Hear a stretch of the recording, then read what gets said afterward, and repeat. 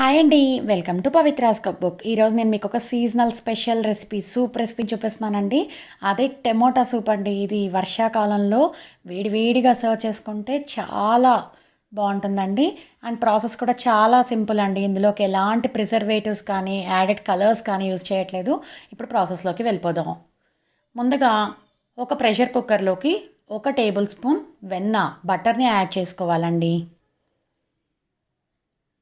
ఈ వెన్న బాగా కరిగిన తర్వాత ఇందులోకి మనం స్పైసెస్ని యాడ్ చేసుకోవాలండి.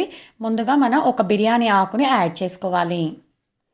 తర్వాత ఒక 2 లవంగాలు, కొద్దిగా దాల్చిన చెక్కని యాడ్ చేసుకోవాలి.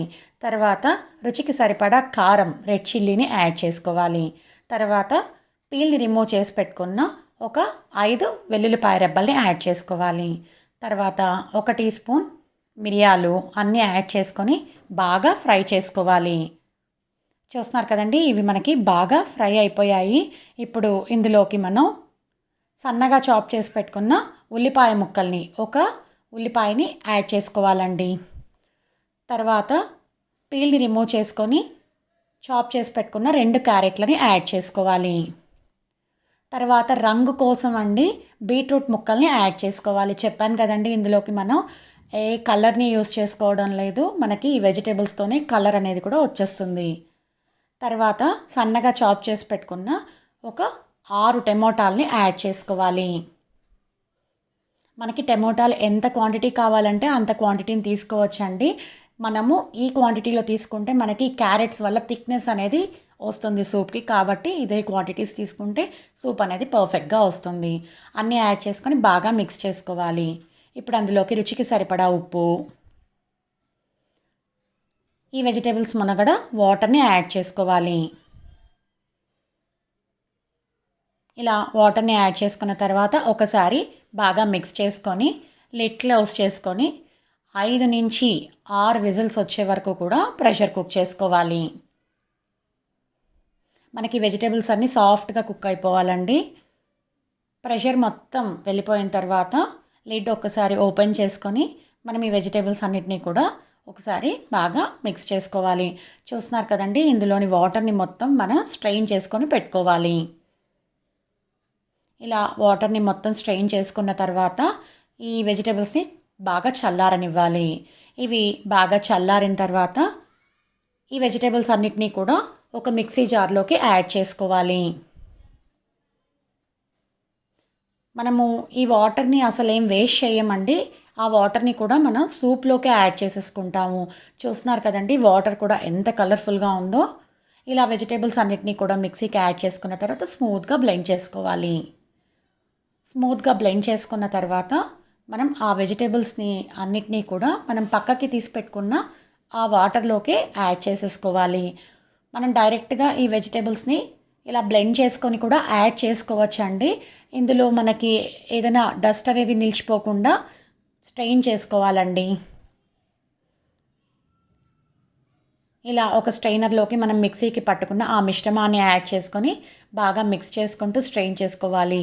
ఇది ఒకవేళ మనకి బాగా స్ట్రెయిన్ అవ్వకపోతే ఆలు మ్యాషర్ ఉంటుంది కదండి, ఆ మ్యాషర్ని తీసుకొని ఇలా బాగా ప్రెస్ చేసుకుంటే నీట్గా స్ట్రెయిన్ అయిపోతుంది. చూస్తున్నారు కదండి, మీరు కూడా ఇదే ప్రాసెస్లో మొత్తం స్ట్రెయిన్ చేసుకొని పెట్టుకోండి. ఈ ఎక్స్ట్రా ఉన్న వెజిటేబుల్ స్టఫ్ని పక్కకి పెట్టేసుకోవాలి. ఇలా మొత్తం స్ట్రెయిన్ చేసుకున్న తర్వాత బాగా మిక్స్ చేసుకోవాలి. చూస్తున్నారు కదండి, బాగా థిక్గా ఉంది.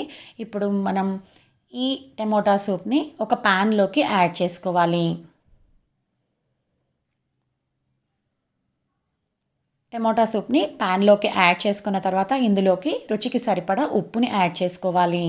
ఆల్రెడీ మనం వెజిటేబుల్స్లోకి కూడా ఉప్పుని యూస్ చేసుకున్నామండి, కాబట్టి చూసుకొని యాడ్ చేసుకోండి. తర్వాత టేస్ట్కి ఫ్లేవర్ కోసం చక్కెరని యాడ్ చేసుకోవాలి. తర్వాత కొద్దిగా మిరియాల పొడి,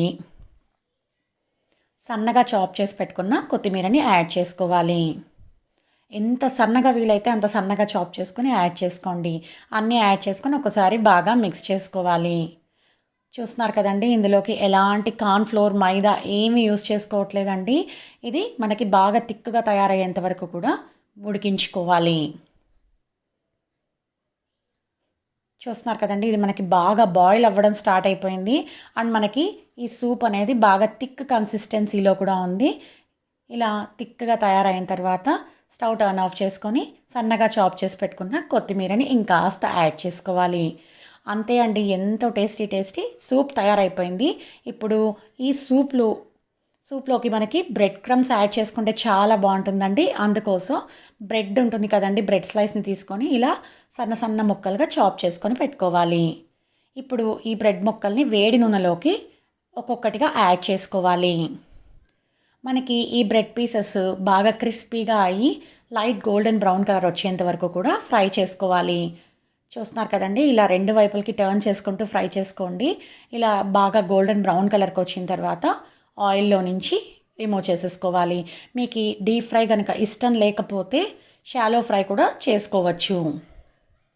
ఇప్పుడు వీటిని ఆయిల్లో నుంచి రిమూవ్ చేసుకొని మనం ముందుగా ప్రిపేర్ చేసి పెట్టుకున్న ఆ సూప్ని వేరొక సూప్ బౌల్లోకి ట్రాన్స్ఫర్ చేసుకొని మనం ఫ్రై చేసి పెట్టుకున్న ఆ బ్రెడ్ పీసెస్ని యాడ్ చేసుకోవాలి. అంతే అండి, tasty soup with fried bread తయారైపోయిందండి. ఇందులోకి ఫ్రెష్ క్రీమ్ కనుక యాడ్ చేసుకొని సర్వ్ చేసుకుంటే కమ్మగా చాలా టేస్టీగా ఉంటుంది. ఇంకెందుకు ఆలస్యం, తప్పకుండా మీరు కూడా ట్రై చేయండి. మీకు నచ్చితే లైక్ చేసి షేర్ చేయండి. Thanks for watching. Please subscribe to our channel Pavithra's cook book.